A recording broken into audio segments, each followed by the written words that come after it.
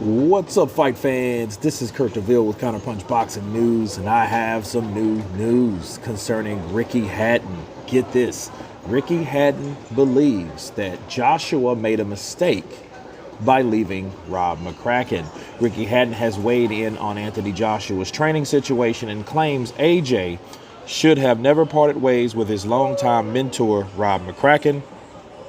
Mccracken had worked with Joshua since his Team GB days, before the Brit elected to go with Robert Garcia ahead of his rematch with Alexander Usyk last August.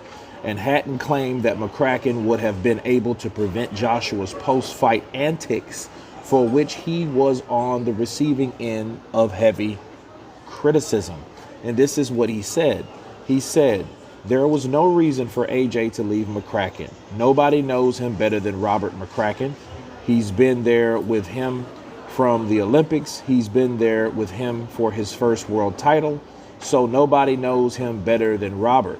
I was a little bit disappointed with his last team because when he got beat by Usyk, poor Anthony, he looked like he was going to have a bit of a breakdown in the ring.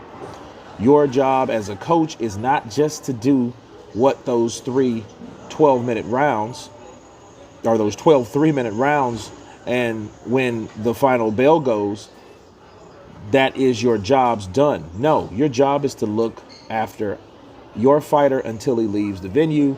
Rob would have controlled the situation all day long, but no.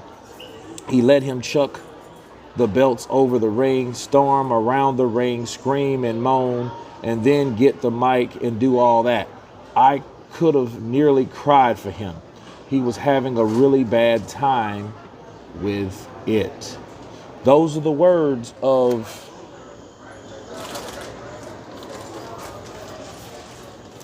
Ricky Hatton. Let me counterpunch. From that standpoint, I get what he's saying. I think Rob Mccracken would have been calm enough to at least suppress some of those antics. Not all of them. Because you don't really know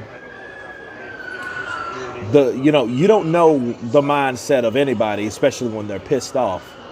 And I think the best thing to do is, and try to, instead of trying to be the hero, just let a person do what he's going to do.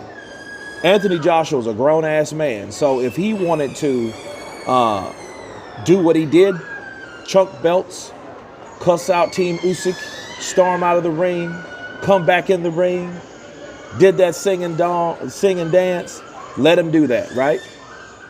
Because I feel that, I do feel that Robert Garcia didn't really know him enough.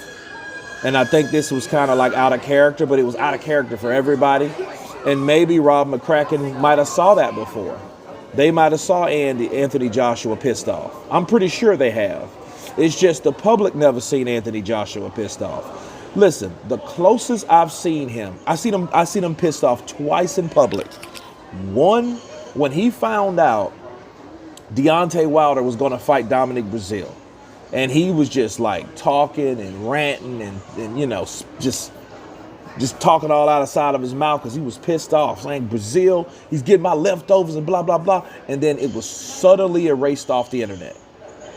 That was the first time. And the second time, where Dillian White called him a lanky piece of shit. He called him a lanky piece of shit, and he was pissed because he was trying to be cordial. He was trying to talk to the fans. He was trying to, justify not fighting Dillian White after Dillian White knocked out Derek Chisora, in their second fight. And he was pissed, and you could tell he was kind of ranting, talking all out the side of his mouth. He was pissed off. So now the third time we've seen him just erupt. So yes, he has the capability of doing it.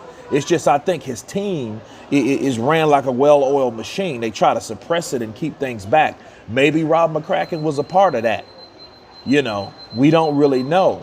But at the end of the day, Robert, I don't feel knew him at all as far as his temperament or how, short his temper was. So it's a good approach. that Ricky Hatton came up with. However, what Ricky didn't talk about any through all this video, this article, no part of this article did he talk about the game plan. You know what I mean? Which I don't think he was focusing on that, but you know, you could tell that was one of the reasons to leave Mccracken, because I think Mccracken was too busy with the Great Britain team, the Olympic, with the amateurs. And he just really had Angel Fernandez around pretty much doing everything anyway. It reminds me of when Freddie Roach was training other fighters, and Marvin, the Filipino side trainer, was training a lot with other fighters, you know, or Manny himself. If you guys can remember, it's Marvin Sanamoto or something like that. You know, but it reminded me of that same type setup where the head trainer is too busy doing other things because maybe his plate's too full, where you had that side trainer, that secondary trainer, really calling the shots and doing what the first or the head trainer should be doing. But anyway, you guys tell me what you think of this interesting perspective that Ricky Hatton heard or has towards Anthony Joshua. And if anybody knows about meltdowns, it's Ricky Hatton. Okay, Ricky Hatton is known, you know, he was thinking about suicide after those two losses back to back to Floyd and Manny. You know, he was real depressed, started doing coke, all the Tyson Fury type stuff. But his came from actual disappointment from losses. Tyson just, you know, he just felt that he didn't have anything else to do or live for.